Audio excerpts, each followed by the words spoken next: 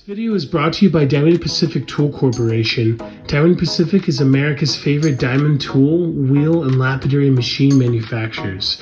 For nearly half a century, Diamond Pacific has set the industry standard for diamond lapidary equipment.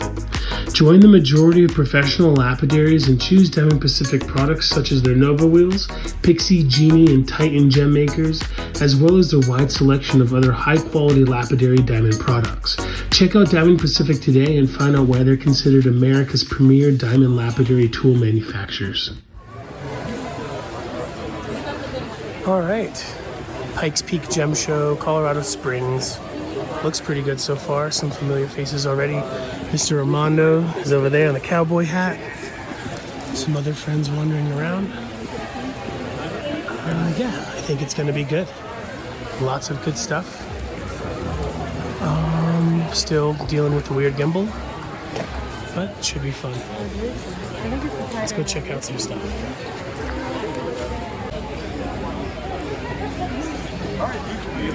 Lots of different stuff.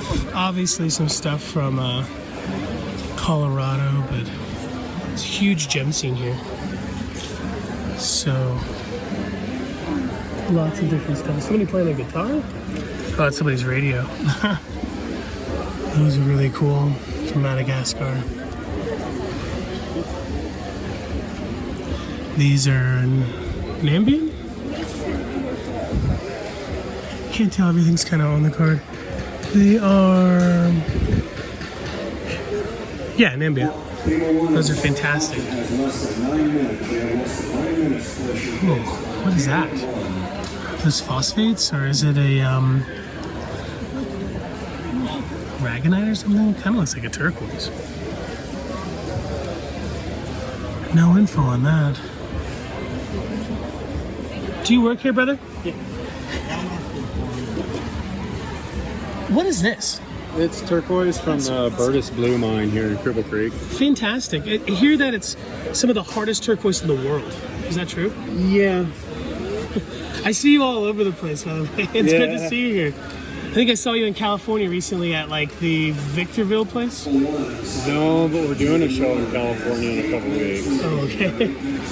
What are you asking for these pieces? By weight? It's obviously by weight, probably. It is by weight. I can do like 8 a gram. Fantastic. And they're all natural. Oh, of course. I've never seen that stuff ever stabilized. No, it varies in hardness though. Oh, I'm sure like anything else. And I guess when they say like it's the hardest in the world, I'm sure they mean like their best. Yes. Yes. That's why it's like And so you said Burtis Blue or Brutus Blue? Burtis Blue. And that's near like with the people who mine like North Star and stuff? Mm-hmm. Oh, awesome. The people that mine the North Star used to be affiliated with the Burtis Blue. And then there's like Bad Boy or something around there? There is. I don't know if they're still active. I'm a phosphate freak. Yeah. So I'll come back and we'll weigh this up and see what's good. Do you happen to have a card by chance? I have my fiance's cards. I ran out.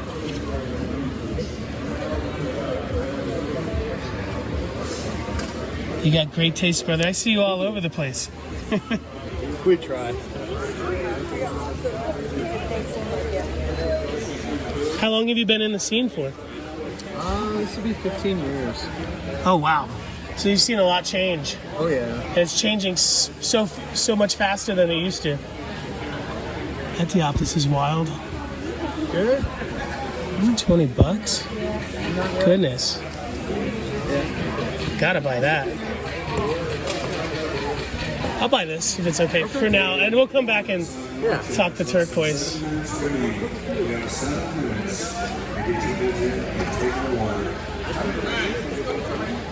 Did you start here out of Colorado? Pretty much. The Lake George Gem and Mineral Show is the first legit show I've been to. Were you ever digging the aquas? The Amazonite over there? Yes. Oh, fantastic. I still have a claim in Lake George, and I dig on it when I can. For me, it's a lot of work. It's hit or miss. Sometimes I haven't had much luck the last couple seasons, to be honest. It is really hit or miss for me.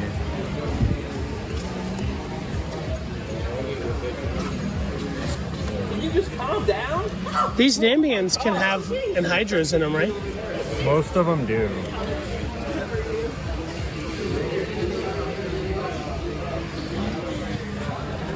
Like the one box that I have to bring inside with me everywhere I go because if it freezes. Holy smokes. So, and I was talking to somebody once, and they're like, that doesn't happen because it's petroleum. But if it's water, it does happen. Water. Cool. Yeah. Because I've heard about that. Like in Tucson, it's the opposite. It gets so hot It'll blow that up things in can the blow heat, out. too. Yep. And someone's like, that doesn't happen. That doesn't happen. I'm like, I think it does. I think I've seen some people selling discounted stuff that just blew out. I've watched it. You've seen it happen. You probably hear it. It's a little tick. There's a few deposits of ports in Colorado that are full of air bubbles that blow up in the sun. Holy smokes. And I was sitting there talking to like several customers at a show as the sun crept into my booth and one of them blew up in front of us. It sounded like smashing a plate glass window with a hammer. Holy smokes. And there were shards everywhere. Do you do Tucson? I usually do. What venue? I used to be with the Miners Co-op. And Did you do it back in the day when it was at that soccer field? I was with it at the very beginning. I heard it was awesome over there. It used to be. Like right next to Keno. It's still a good show. I go to the one do it over at that anymore. sports field every year, but I can only imagine how good it would have been at Keno. Yeah, Are these Colombians they are. new? New? No, it's a little bit older stock. Because I just started seeing that like Mineral City the last couple of years. Maybe just those particular vendors got them So recently. I think they started coming in about 5 years ago. I think that's new. Yeah. I mean, for someone like you, a gem zaddy, like that's old hat. Like, dude, 6 months is not even new for you anymore, right? Because then it just spreads like wildfire. It happens quick. I think 5 years is pretty damn new, especially for Joe Schmo. I like the old ones. This is an amethyst from Colorado, from the Camp Bird Mine in Array, and this was collected by Bill Hayward, probably in the 70s. Holy smokes. Do you mind if I touch it? No, I don't mind at all. How much is it? It's $250? I've got $250 on That's that a great price. I was just like, that. The zero was hiding from me on this thing. I'm like, this is not $25.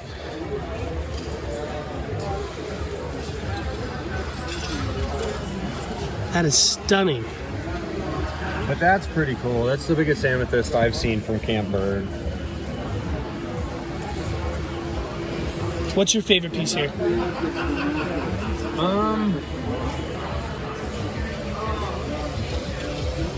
That's kind of tricky. I'm not super into tourmaline, but I do like it. And I do like that one because it's double terminated. And... Holy smokes. Is it from Pakistan or Brazil? No, this one's Russian. Oh, wow. Awesome. I heard this rumor that during war times, they were crushing a lot of it up for nickel. You think that's... I wouldn't be surprised. right? I wouldn't be surprised at all. If you don't mind me asking, how do you charge for your slabs down here? Like $5 each. Really? Yeah, I try to be pretty negotiable. I do a lot of lapidary stuff. Awesome. What kind of machine do you use? I've got a antique 8-inch Titan.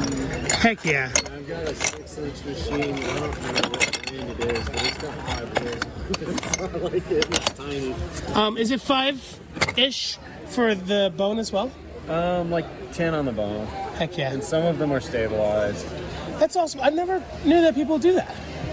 I mean, I like that they do that. It keeps it... I have no problem with stabilization. I don't try to stabilize anything. My friend Nathan Gandera is kind of a bone expert, and he's really good at polishing them. He stabilizes every piece of bone he cuts. I don't think, like in the turquoise world, it's frowned upon, and you think like... It's not in the paleo world. No, how could it be? It's like you're going to get something that produces with a turquoise world, where I guess most people would start hearing about stabilization. It's weird, right? It's different in the bone world. Well, I'll definitely get that one. And this beautiful piece of crazy lace. I might have to cut it across there, but it's still Laguna sweet. lace. Really? Awesome. I picked up like 500 pounds of that quartzite 2 years ago, and I'm still hoarding a couple bucks. Good, you deserve it. Hold on to it. I like it. I'll just put it right here. I'm gonna pick out a few more, but yeah, this one will make good cabs too. It's kind of got like these little pseudomorphs of what were probably dogtooth calcites. When you get it wet, you'll see them better. They're like a good triangle. But I think they're pseudomorphs. Agate after calcite. I'll try to find another piece over here to make it an even 20. Is this that sow belly stuff? It is. I collected that in Creed, Colorado. This was in the bin with the is it 5 as well? Today's your lucky day. Oh, dude, thanks. We'll make it an even 20 then. I collected this piece in Creed, Colorado about 3 years ago. I pulled down maybe 800-900 pounds. Holy smokes, I didn't know it was like that over there. There's a honey hole that me and a couple of my buddies knew about. The first yeah. time we hit it, I pulled down like 2,000 pounds. What? And we had to throw it off a cliff to get to it. Oh my goodness. Most of it doesn't have this iron oxide vein. Like very little of it. Like the gold. Yeah. I don't know that it's all that exciting, but it did cap some of it. I think it's awesome. Which I thought was cool. And if you don't mind me saying, you might just be a little desensitized to the beauty because it's like you were there and you've seen some stuff that makes this look juvenile, probably. It's hard. It's pretty typical to have pale amethyst in it. Getting darker amethyst is pretty rare with that material. Heck yeah. Let me get you paid. You cut and polish that one? Yeah, the silver work was done by Wilderness Designs Jewelry, a woman named Erin Cummings. I think her work's great. It's stunning. It's not just backing and bezeling. It's made for the piece. Mm-hmm. Even the bail is banging. I like to support artists. And if you're doing live, it's Erin Cummings of Wilderness Design Jewelry. And on Instagram? She probably is. I don't do Instagram. I know she's on Facebook. I'm pretty sure she's on Etsy and stuff. I'm not doing it live. I have a YouTube channel where so it's like an edited video. But I'll definitely put that in there and put a picture of her Instagram on there. I had her card on me. Absolutely.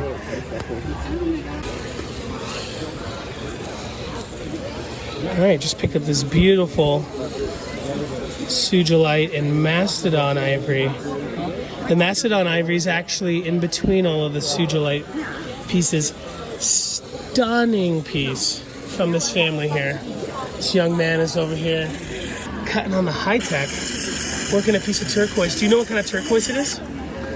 I believe that's Cooper. Can I see it? Oh, it could be so many things. It could be oyster. It could be a Mexican piece. It could. Orville, what is it? Orville Jack. Orville Jack. I bought some last year. That's cool. Most of the Orville Jack you see is like this wild green. Yeah. But it can, everything has multiple variations. There's like 40-something variations of Kingman, 30-something variations of number 8. It's going to be hard. Do you have a card by chance? Yeah. You remember the business card? Do you live in Colorado? Yeah, Colorado Springs. I love how far the Picasso travels. Oh, I know. That's awesome. It's from Utah, right? Yeah. I see it at Diamond Pacific. On eBay. He sells all Utah stones. I think he either goes out and buys them from miners or goes out and collects them himself. Rocky Mountain Wonders. Yeah, there's $50. Thank you, my friend. Thank you. So you are on Facebook under Rocky Mountain Wonders? Rocky Mountain Wonders on Facebook? Rocky Mountain Wonders. I paid for it. You want it all? I think I found. That looks like a piece of Royston there. That could be Sleeping Beauty, Kingman. I have no idea what that is. Could be number 8 right there. I like the simulated opal. That is a piece of. Very cool. That's some kind of varisite That's here. a piece of that. Do you know what kind of varisite this is? Green jasper. What's that? Do you know what kind of varisite that is? That is actually it's chalcosiderite. Oh, cool. It's called angel wing. Oh, Some awesome. people call it varisite, but the guy bought it sent it to the University of Mexico and had it tested. In Socorro, huh? Yeah, came back chalcosiderite. I've been telling people to send stuff to the Socorro place for identification. I think they're like way back ordered now. Yeah. Are you using ZAM? Yep. Nice. You know your stuff, huh? Well, I guess you work for both. It's my passion. Yeah, I know it. I quit my 9 to 5 to work a 24/7 job, right? Yeah. Well, I have I'm a senior tech, systems engineer, and so. You could probably just make your own dang machines. no, I deal with software. Oh, fantastic. And so here, let me get this cleaned up for you. When and if I retire someday, I'm going to retire into this business, do it full time. Is this a flint there? From Poland or? Polish flint, yep. Awesome. Yeah, I found some at the September show in Denver last year. Are you going to be vending in September, or do you just go to shop? We go there to shop. I love the idea of vending there, but it's expensive. There's a lot of other things you can bide your time, and it's not as mom and pop. No, there's not as much love and passion there. Some people are selling rocks, they don't even know what they are. Oh, I know. Yeah. Oh, I used to go when beads were the big deal. I take a look at the beads and they're all just like dyed and squished together, sand. Nice Hubei piece here. Another beautiful piece of number 8 back there. After your photo, can I trouble you to see this opal ring? Sure.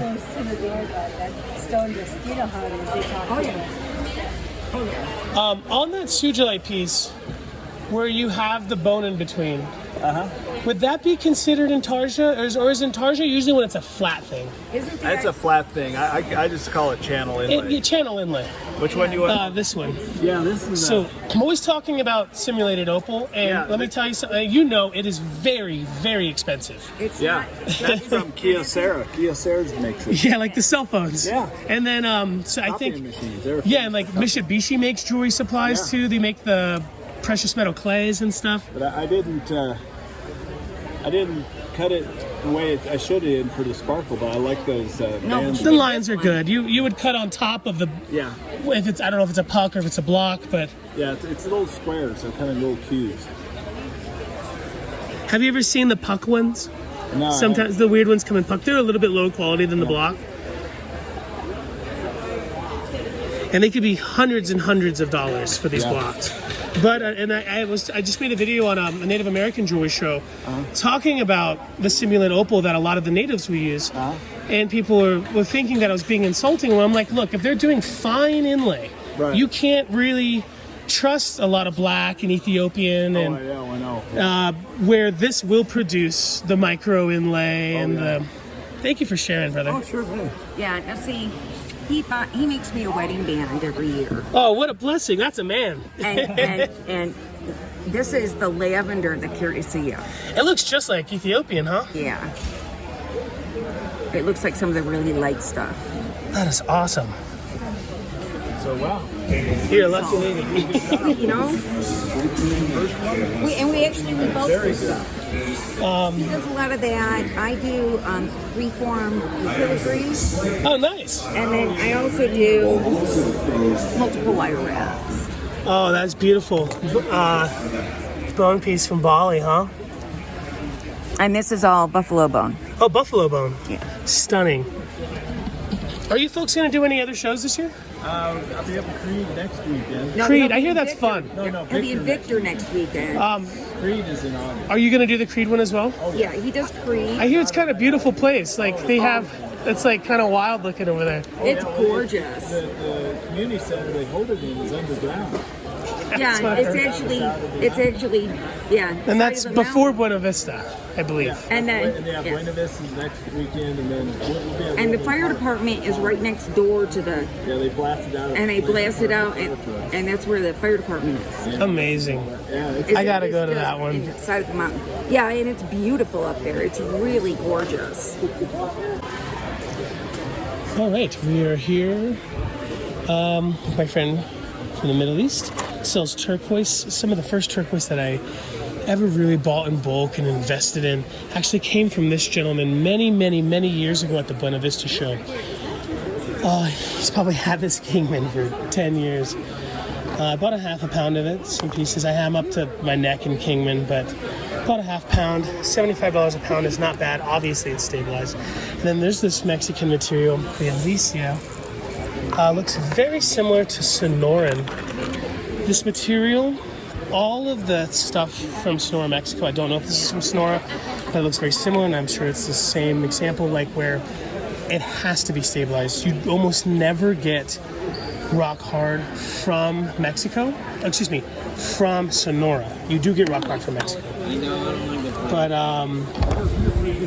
yeah, so it's pretty much pure yield. You don't have to like work around some spots, like for instance this piece of Kingman here. You can make some cool ribbon pieces,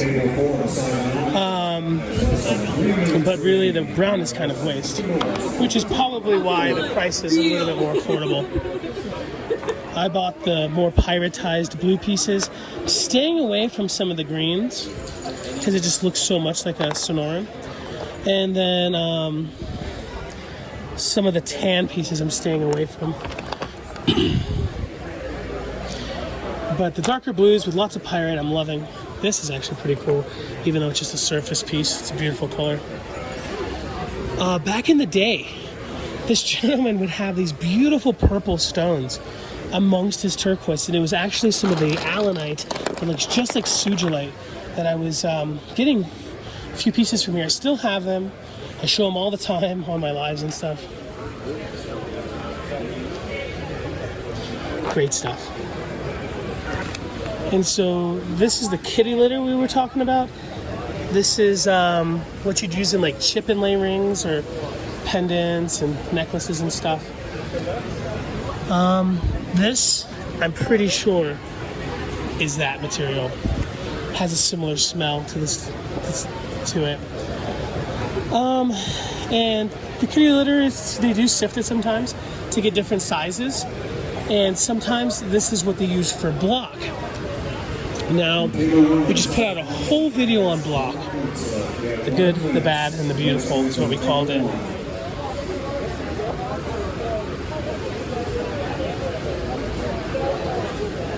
Pretty,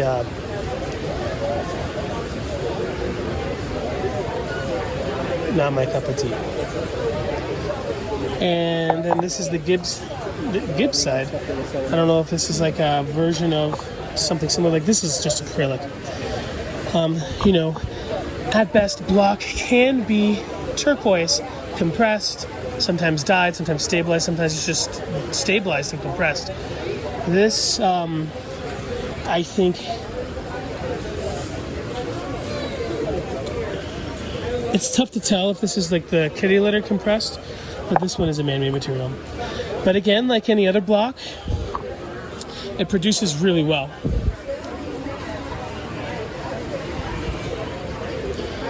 That looks good.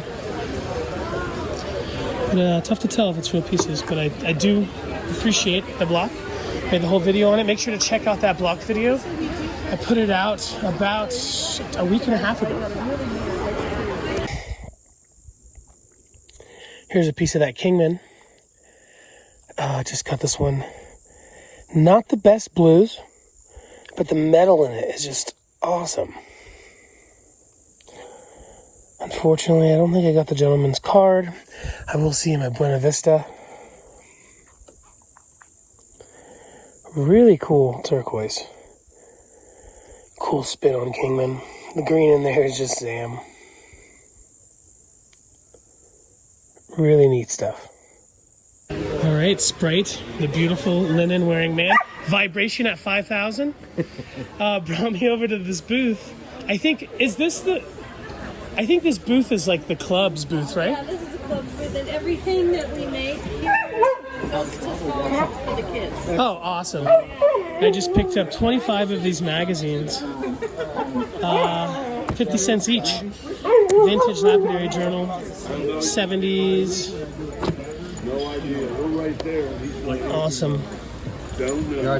I have so many. I have almost every single one. I've been talking to some people about getting the magazines scanned and putting them online. I hear there's a lot of legal stuff that you can't do. I've talked to my good friend Justin K. Prim, who makes a bunch of books, and he says you won't be able to scan it online. You definitely won't be able to charge for it because it did go to Lapidary Journal Jewelry Artist. It became the new magazine. And that magazine doesn't exist anymore, I believe. But the mother company owns it all. And Cayman Port. something. And so they don't want, they don't put out the old, they could reissue them, take out the ads and stuff, but they don't. They don't do anything with either of the two magazines, but they have the right to.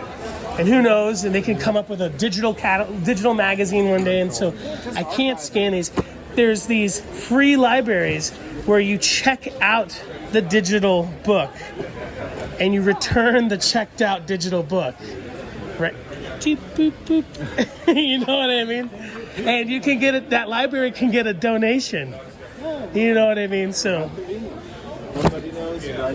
even if somebody accidentally takes all of these from me and accidentally puts them online, I think they need to be for people. That could happen.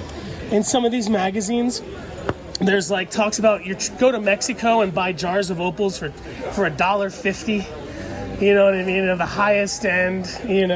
Talks about black opal from Australia, 30 cents a gram. Mine turquoise for all you can carry. Gem turquoise for $5 a day. Free camping. Look at Dusty's like, get me out of here. She's ready. Well, it's raining out. She was just out. Lovecrafted 4D with Jason Ford and Renee.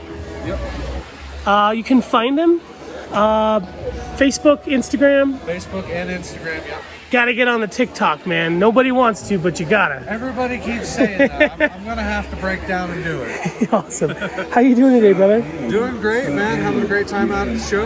I walked by when your girlfriend or wife was here earlier, just completely admiring your work. Thank you. I saw this, and I instantly thought, is it Persian turquoise? You have a good eye. That is Persian turquoise from the Nishapur mine in Iran. It's one of the oldest operating mines in the world, and it's actually owned by the villagers as a co-op. So the villagers mine that turquoise themselves and profit from it. Stunning. Did you cut it yourself? No, I didn't. It was actually cut by an indigenous artist. Awesome. Who's on Instagram under Indigenized177. Indigenized177. Yep. The reason why I was going to ask is it has so much pyrite, it'll just turn your machine black. Yeah. Great setting. Yeah, the setting is an 1890s sterling spoon. Really? Yep. So all of this texturing right here, this is from the 1800s. That's not stamped by you. That is the spoon, one of the spoons I created it out of. It's obviously a bigger version of this spoon, but it's the same 1890s Love Disarmed by Reed and Barton, and that's what the backing plate for that is. Fantastic. I did all the hand the bezels and the bezeling and the. Yep. That is stunning. The vintage Heishi beads and hand drilled Kingman turquoise. I made those Kingman turquoise beads myself as well. Oh, that's stunning. Yep. Really great looking turquoise. There's I don't need to tell you, there's dozens of variations of Kingman, some better than others. Yep. That's awesome stuff. Yeah, those came out really great. Great color. There's green and there's paler blues, but that's when you see that you think of Kingman. Mm-hmm. This is stunning. What kind of turquoise is that? That is whitewater turquoise cut by Dylan Hartman out of Durango Silver Company. I was just gonna say the only place I see it, this stuff as of late, was Dylan's Instagram. Yep. He posts a lot of it. That's exactly where I got it. Those guys are the Mac Daddies. They are. They have some of the best turquoise in the nation. They really do. And their cab cutting technique is just flawless. Everything they cut. You know, they used to have they still have a YouTube channel, but they used to share a lot more. And you go to that comment section, and it's just brutal. Yeah. And I beg them, I'm like, John and Dylan, please make more videos. Forget all the weirdos, and because they're just some of the best in the United States, hands down. That's literally where I learned to start making turquoise jewelry from, was those YouTube videos from John Hartman. Oh, awesome. Yeah. I know it has a name, this style of necklace, it's not a chain. Collar style, I believe. Awesome. Yep. And the heart down here. Yeah, that was actually a cast piece that I had to make for my jewelry class. I just graduated from PCC with an art degree, and this piece and that piece and these two pieces were pieces I actually made in my art class. Fantastic. Did you must have made the chains here. Yeah, it's all handcrafted. Beautiful, stunning turquoise. This is the same turquoise, Yeah, I believe. same turquoise. I made it a whole matching set. How long have you been making jewelry? About a year, maybe 2. Dang, you're above the average bear, that's for sure. I'm a third generation artist, except everybody else in my family is like painters and wood carvers and stuff. So this kind of stuff just comes naturally anyway. And I've been a mechanic and I do fabrication work sometimes. So I just kind of transferred those skills into this, and a lot of it translated really well. Fantastic. Do you mind if we take a look at this other piece that you made for school?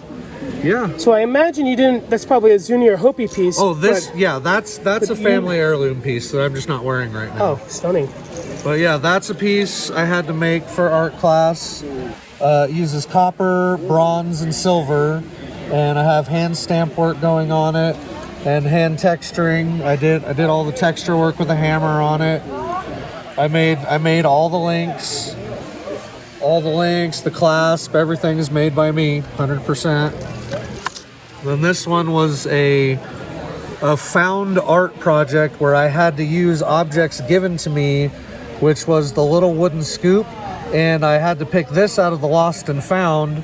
So I made a sterling pin for it and a little sterling bar for it to set on, and I also put some sterling in the little grooves that were on there for some accent. Oh, well, so the grooves were already there. Yeah, the grooves were there, and I just put some sterling silver in there. And then the turquoise is actually Fox turquoise nuggets from John Hartman. Oh, awesome. Yep, that's out of his collection. Do you know the Hartmans personally? We do converse a little bit, yeah. That's awesome. They're great people. Yeah, they're some of the first people I started buying turquoise from, like that piece. That's one of my first, like, really nice cabs I bought from John Hartman. Is it Ithaca Peak or Kingman? No, that's Kingman Black Spiderweb. Awesome. Do you mind if I look at it? No, go ahead.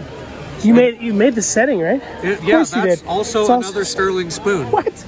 Yeah, it's got 1901 monogrammed on the inside of the band. Sure does. I'm sorry, let me get out of these folks' way.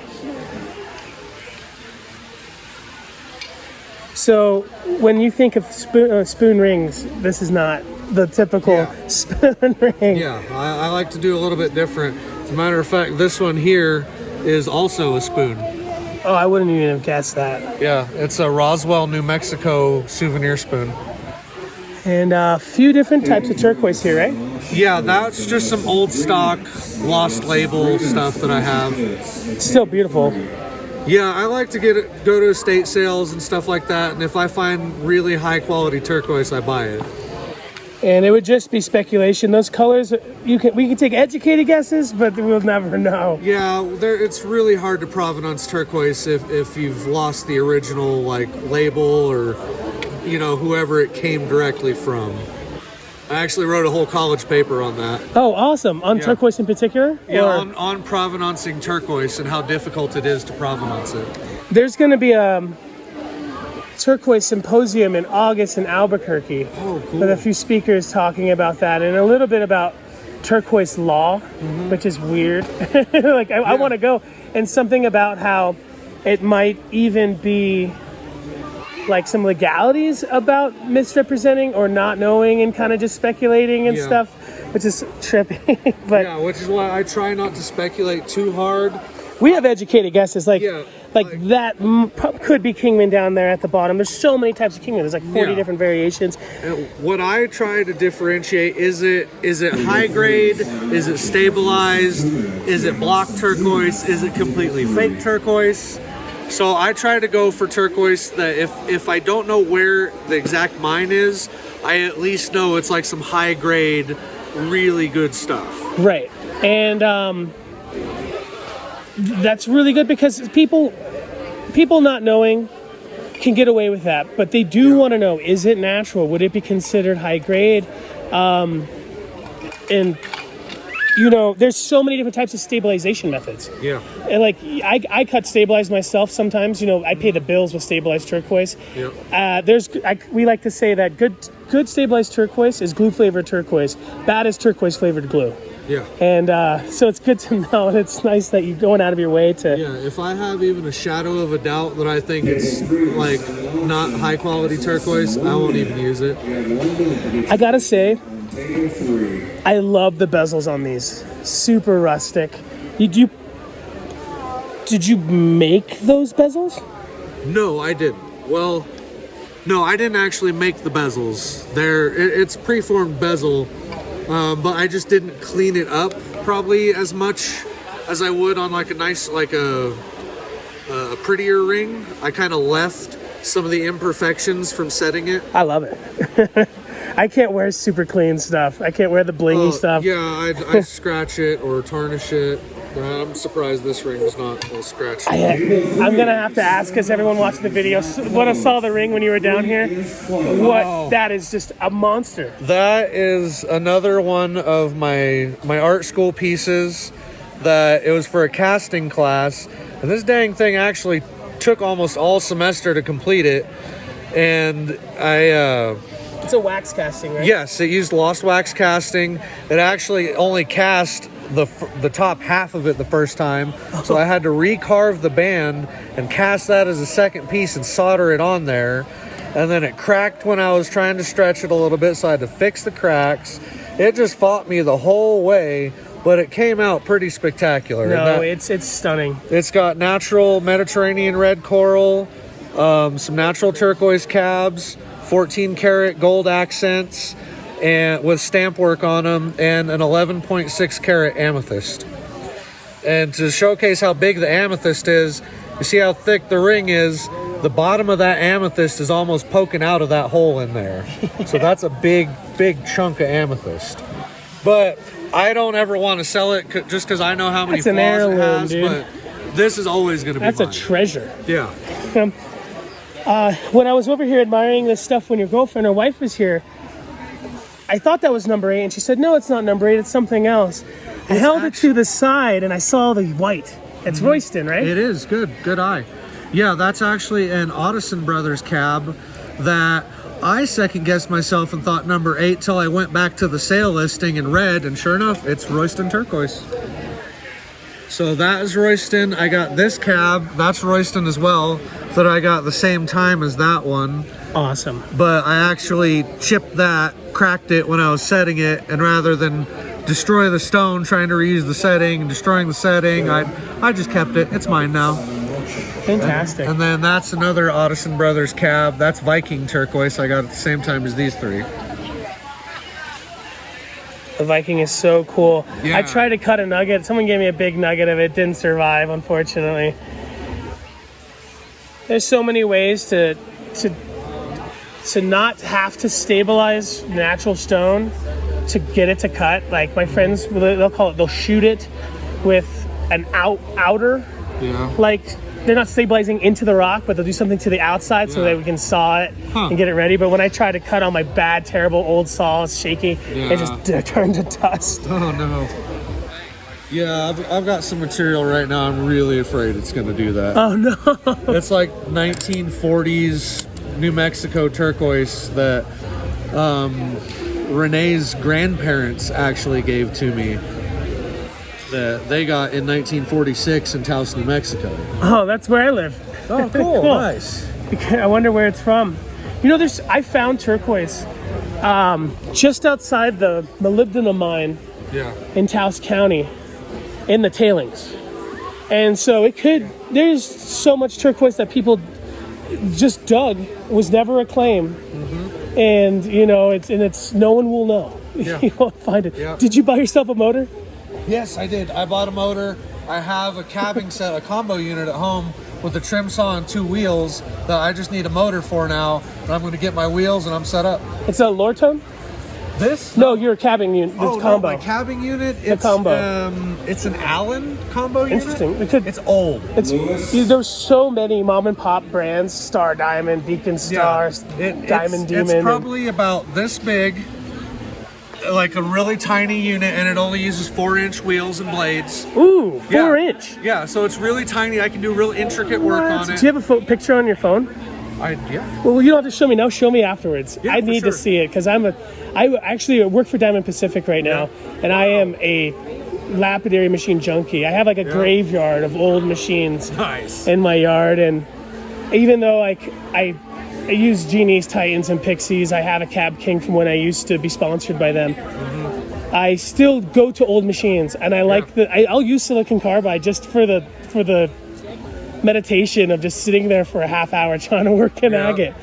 And I gotta see your machine, especially if it's 4-inch. 4-inch, I tell people, they think, oh, I have an 8-inch machine, I have a 6-inch machine, why do I need a 4-inch machine? Well, that curve is worth its weight in 4-inch right there. And then they even make 2-inch wheels for a machine called a Bigfoot that I've been hunting down for 10 years. It's smaller, it's a little bit smaller than this tray, 6-wheel machine.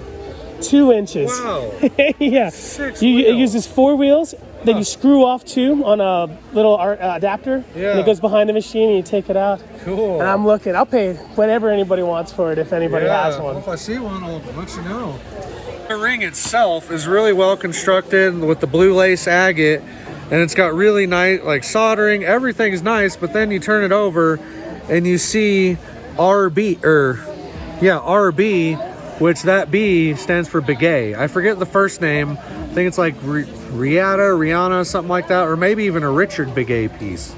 But either way, it's a Begay family piece, and those aren't cheap, no matter what kind they are. Even a tiny little ring like this, if you were to try and go find this in a real shop, you'd pay double, triple that for that ring. I really appreciate it. Yeah, no, of course, man. With my vintage stuff, I get vintage jewelry at good prices, so I try to reflect that to the customer. So I was just gonna bring that up because I have to talk about your nausea. Your nausea is stunning, and your girlfriend or wife was saying that you do estate sales and you collect vintage stuff and you buy and sell vintage stuff. I imagine that is older. Yes, this came before I really got started in all this, from another jeweler friend of mine, actually.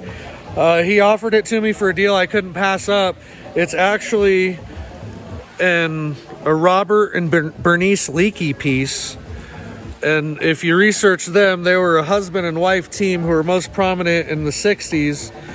And this piece was really fantastic. It uses gem quality Kingman turquoise and really, really high quality beads. I mean, real heavy silver work. I mean, you probably couldn't walk into a shop and pick this up for less than $1,500. Yeah, for sure. And even the blossoms are stunning. Really out of the ordinary. Yeah. They're not like cones. Yeah. They're casted. Yeah, they're cast blossoms. That was another unique thing that the Leakeys did with a lot of their stuff, is they cast all these pieces and then they just solder the bezels on. So a moment ago off camera we were talking about your YouTube channel. Can you let me know what that was again so I could put it on screen? Yes, Hot Rod 4D. It's a lot of automotive and DIY stuff, but I do have some of my jewelry stuff that's going on there, and a lot of local stuff. Kind of a variety show of a channel, but I do try to focus more on DIY things. Heck yeah. Yeah, because I like to I like cars, hot rods. I work on all my own stuff, so homeowner stuff around the house. Jewelry, like I have a video on how I made my Kingman turquoise beads. Oh, awesome. So I've just got a variety of interesting stuff to check out. Was this one of the pieces that you got from buying vintage jewelry? No, this actually came from my grandmother's house after she passed away. It was a piece she kept for years. Is it a Zuni piece? Yes.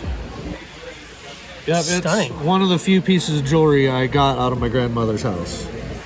What a blessing. You deserve it. Yeah, And I know how that goes sometimes.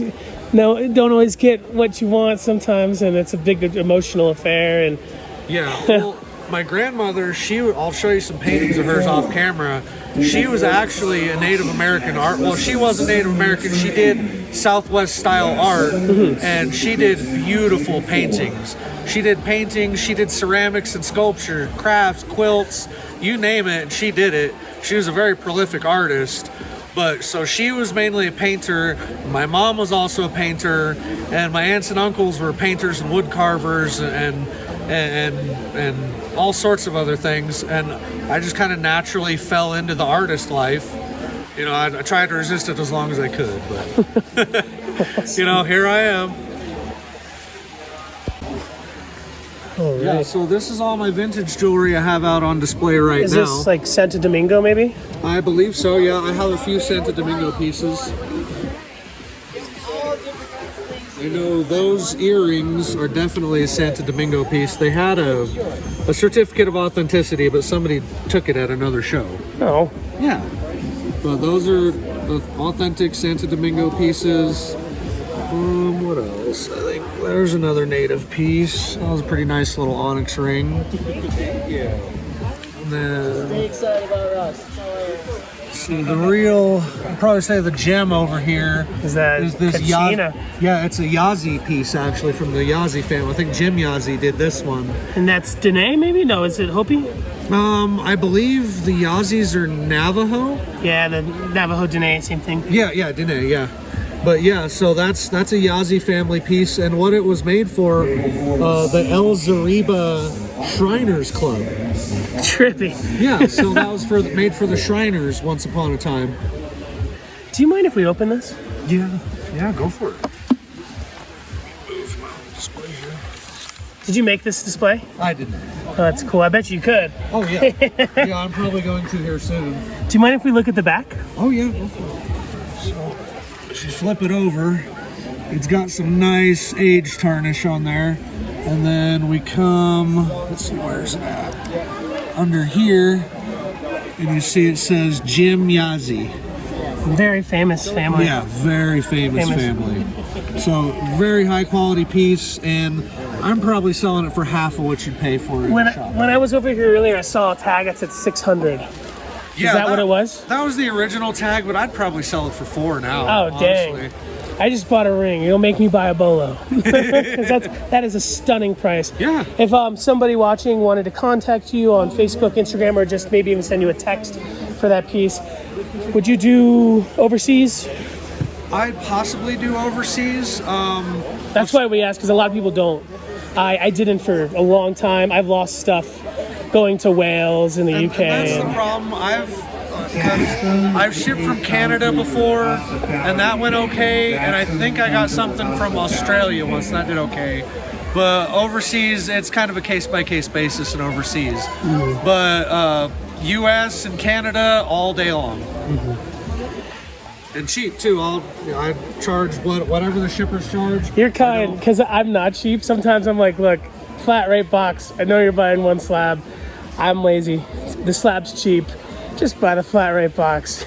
It could be $5-6, but look, you're paying $11. Just pay for it. I'm lazy. You're a good man. This Cameo is pretty trippy. Yeah, that's a 14 karat gold Cameo made in Italy.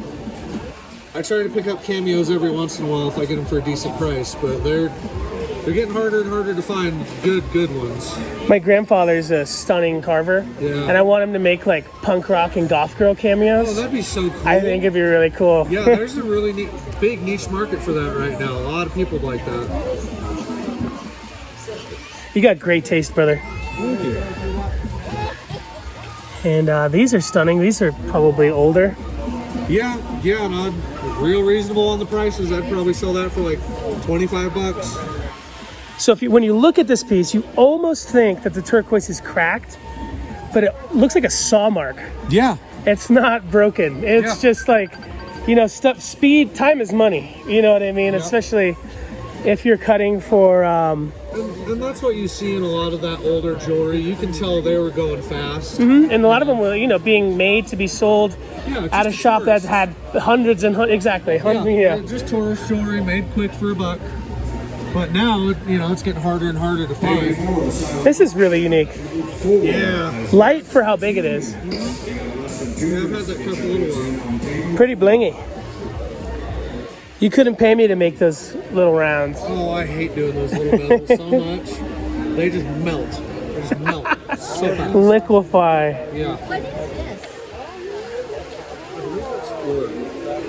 this? Yeah, you're right. And this belt, I think most people would probably initially want to call it a concha. It's not a concha. No. What is it? It's just it looks to be handmade, but it looks to be a handmade belt from about the 70s. That's just nickel silver.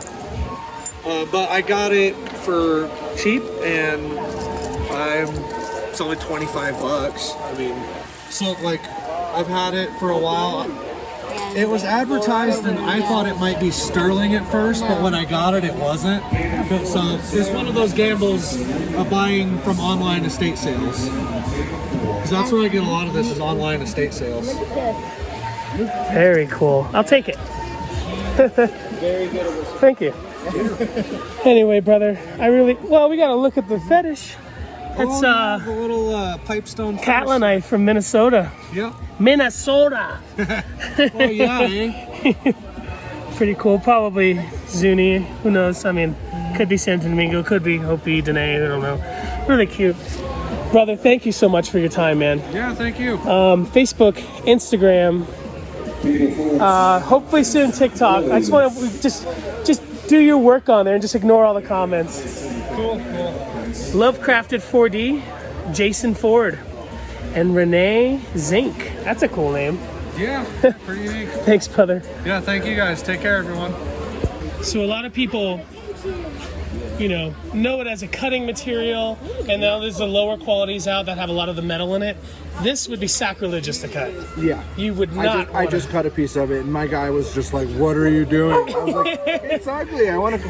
It was a piece like this, but it was all damaged on the crystal part, so I just took it on a Cab King or something. So I had a 6-wheel grinder. And I just ground a pendant, like a teardrop shape, out of it. So the fibrous must be super rare. Is it new or is it old? So I think it was 2013 is the only time it was ever found, and according to the geologist who works for the company that's mining there, it will never be found again. The circumstances that were present were so rare that it's so unlikely to ever have happened in the first place that they consider it a miracle find. Stunning. Yeah. And so I tell people who want to get in the gem game, no offense, you can kind of skip the soapstone cat thing. Yep. You can even kind of skip cabochons. That market's kind of taking care of a lot of wholesale. Get into specimens, and this is a specimen. It's not just a specimen, it's an investment. It can be like dangerous to look at any specimens as investments, because until you really know what you're doing, it's really easy to spend more money than you'll be able to get back out of something in the short term. Right. Everything will be worth more later. Right. But something like maybe a Pakistani aquamarine. There's so many. It's big, it's beautiful, it might be worth a little bit. I don't buy those. Exactly. The only ones I've had for 10 or more years. I haven't bought anything from Pakistan or Afghanistan, not because it isn't beautiful, but because it's the most plentiful mineral on the market. There just is so many of them available. I mean, my inbox is flooded every day with something from Peshawar trying to sell me kilos of aquamarine. So that you could skip on that, but this. Yeah, no, if there's no really more rare. of these, it's and I actually bought the biggest collection of them in South Africa, and I'm just putting them out a couple pieces at a time. Do you have any for your private collection? Oh yeah. You have such a stunning spread. A lot of people don't have private collections. They're like, okay, money now. We'll worry about a collection when we retire. I only do this so that I can fuel my private collection. Like, I bought the collection of these for the top 5 pieces. I've got about 35 other pieces I'm selling, and all I'm trying to make off of it is enough money to cover the 5 I want to keep. Oh man, that is hardcore collecting. I'm a realtor by day, so I sell houses to make a living. I just sell crystals so I can keep more crystals. Does the crystal scene ever help you with the real estate? Oh yeah. Like you... Probably half of my clients are mineral dealers. Oh, stunning. Yeah. Yeah. I live in Taos, New Mexico, and I was talking to some of the shops, and they say a lot of their higher-end clients are just realtors putting these big, onyx plates in the house to try to sell the house, or helps, We're hoping to get to a point where every home we sell comes with a big crystal. Stunning. I'm just not there yet. I want to be there. You will be there. I will be there. It's part of the goal. I can't thank you enough for the kindness of you letting me share this with people. Yeah, no worries, bro. And share the knowledge. So Facebook for sure. Instagram at all? Yep, familybear.fineminerals and Rocks on Walks. Take a sticker because that's. I already did. Thank you so much.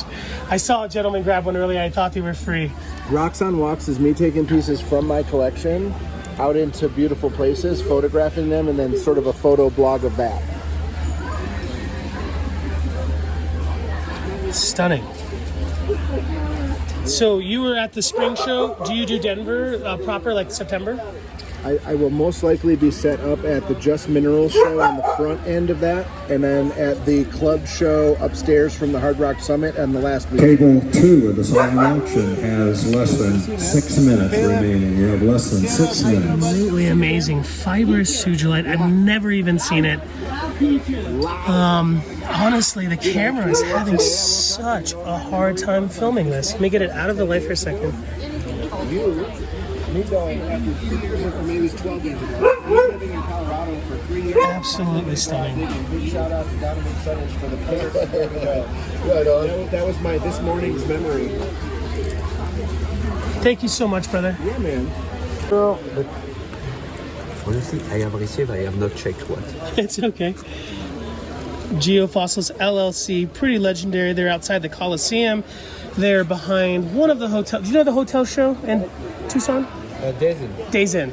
Behind the Days Inn. They're hard to miss. They're on the corner of the back tent row. The opposite side of Utah Dump Digger. Fantastic, folks. Nearby. Yeah. I think you have one of the coolest booths during the September show in Denver. They have really great stuff. They also have a store here in Colorado Springs. If you're ever in the area, make sure to come check them out. The gentleman was kind enough to let me share some of these brand new finds. Amethyst from Sonora, Mexico. They kind of look like they're in rhyolite, but I don't really know. I think it's Melafia. Oh, nice.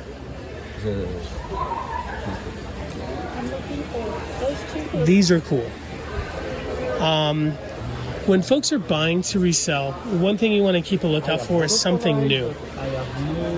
When something is new, everybody wants it. A lot of resellers buy from resellers. There's going to be 4, 5, 6 different generations of resells before it ends up in a collection. These are incredibly affordable.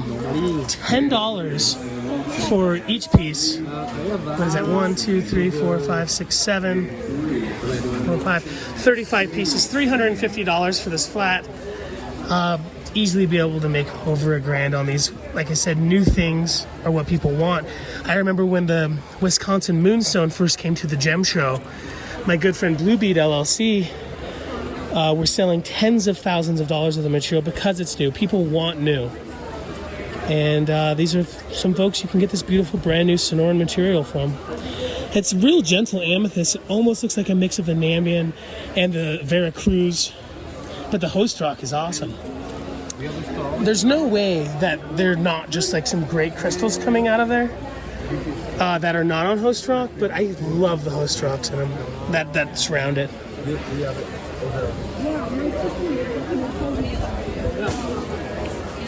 There's so many minerals coming out of Mexico. If somebody bought the whole flat, would you do a deal for them? Of course. Yeah. They're already super affordable. How are you?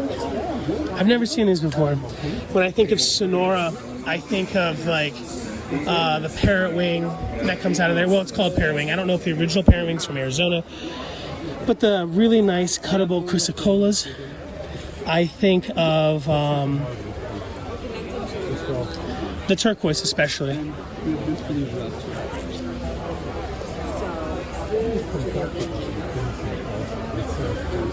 Very, very awesome. Love these. And what I do is most of them, I'll go through and I'll be like, okay, I got it. They kind of, are they technically geodes? Do you think these are geodes, brother? You'd consider them geode? Yeah.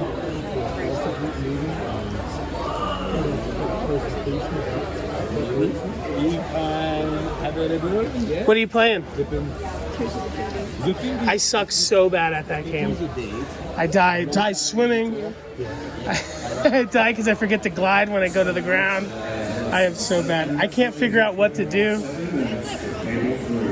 I'm sorry? I had that problem, and then I realized I just didn't have enough stamina. Yeah, I'm not worried about health. I'll work on stamina for sure. And I don't want to cheat, but if I can't figure out what to do, I'll look up online.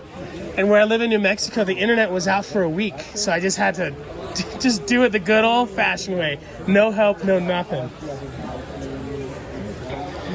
And those hands that come out of the ground, they get me. I can't do anything. I can't. Do you eventually get strong enough to be able to do anything?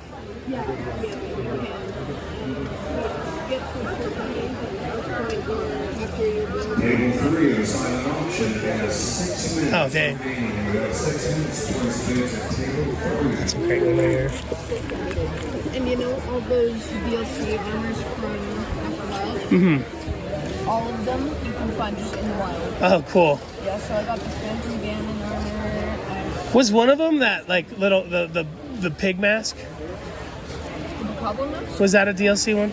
No. I did get one. I did get that thing. I like wearing it because it looks so silly. Yeah. I have the Goblin one and the one right now.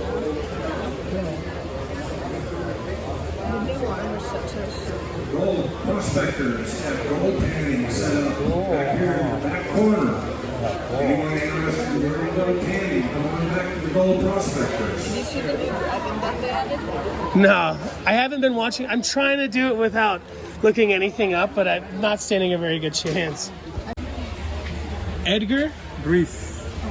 Ruiz? Ruiz. That's a hard one for me, bro. Ruiz. Ruiz. Ruiz. Yo. Ruiz, like Tyrese. Specializing in all kinds of stuff, but especially Mexican minerals. Yes. Dude, I know you'd be selling Shatterkite to a lot of people that other people buy from. Yeah. Yeah. But you have something super special. I saw on, I think it might have been TikTok or Instagram, I don't know. And it's this blue opal from Chihuahua. Is it kind of new, or has it been around for a while? It is. It's been about maybe a year and a half. That's super new. A year and a half that I've gotten some, and it doesn't come out as much, but it's.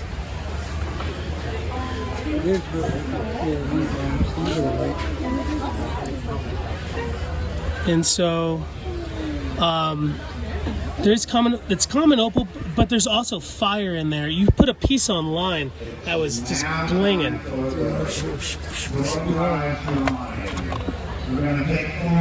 Does it grow next to the red? Yeah, it does. So most people know the red, it's like the Jalisco. Yeah. See, this is a little bit of piece of the red, but.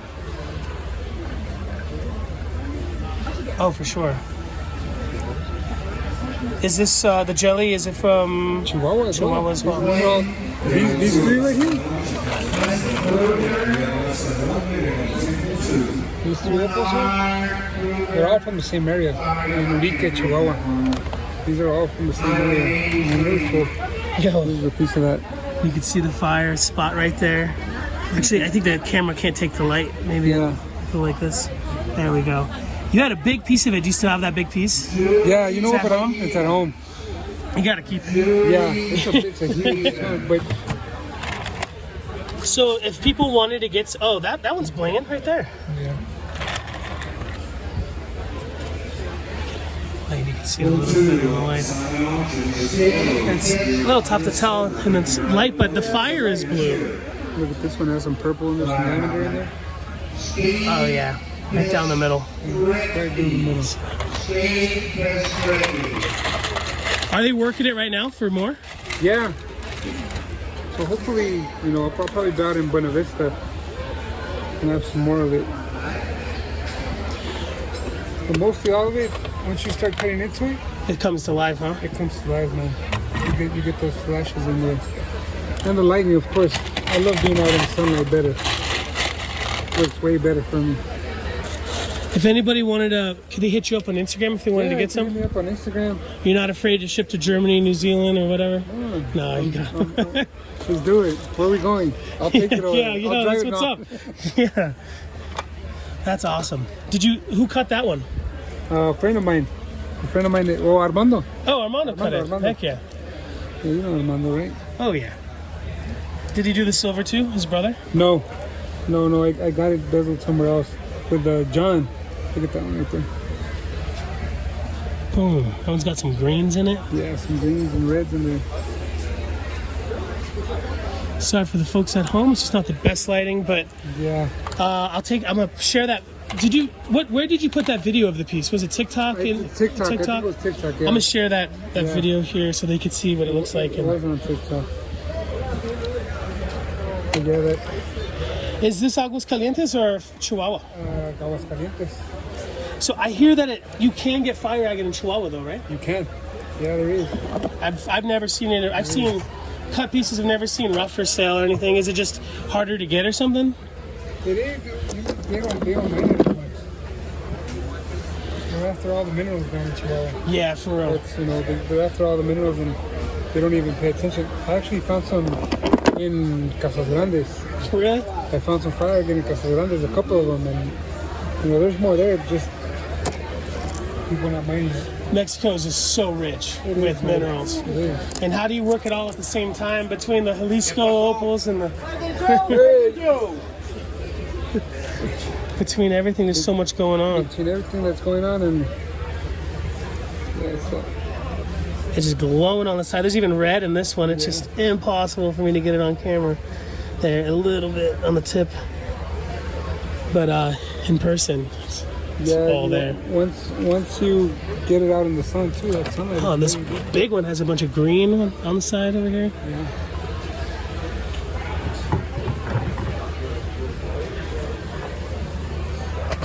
That leopard skin opal. The leopard skin. A lot of people when they see it, they think like it's Anamuka or something. Yeah. And sometimes they'll mistake Honduran for the leopard. The leopard's pretty unique, and it's hard. It's probably a.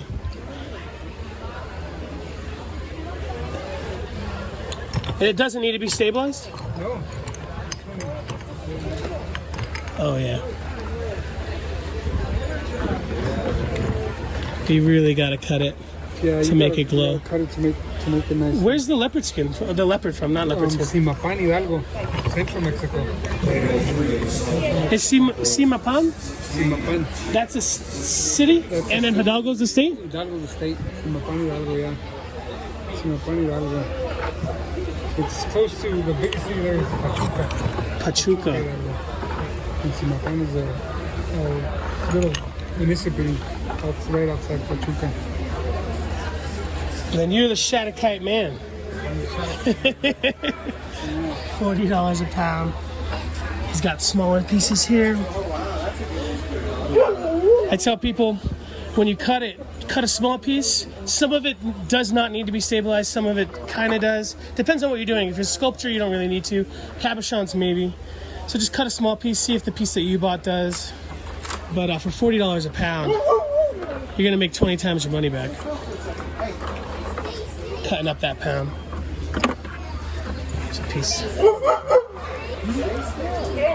You're going to be at Four Corners, Buena Vista, Quartzite. No, Kino, Tucson. Miners Co-op. That's right. Traveling. You do El Paso? The Paso one, I don't, man. And I live right there. I live right there. Oh, man. Well, you're probably somewhere else. Yeah. And you go to Mexico. I see you having the time of your life over there online, bro. I'm everywhere. Thanks, brother.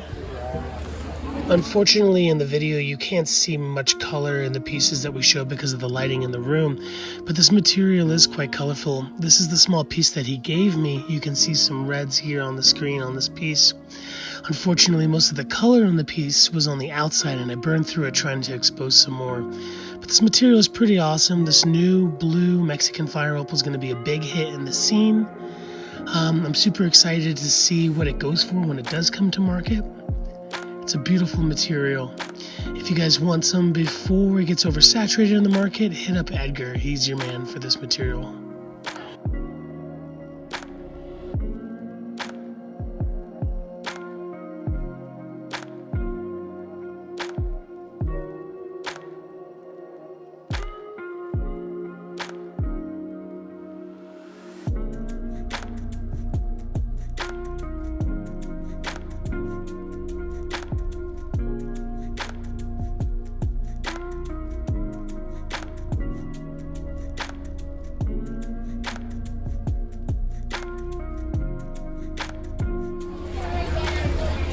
That's super rich. There's a lot of Shattuckite, but I think that's the...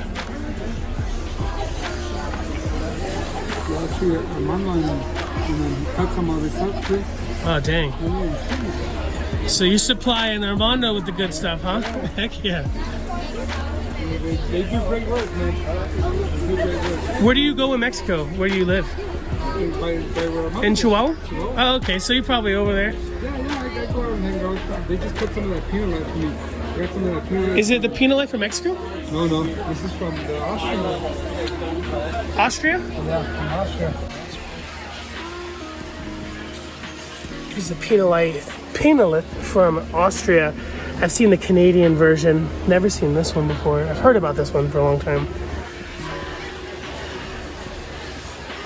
Got it cut by Armando and Son.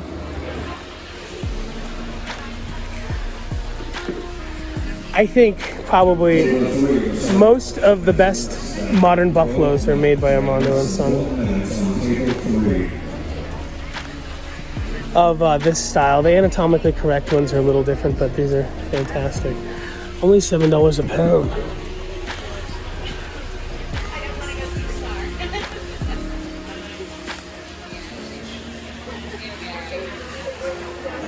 Great color.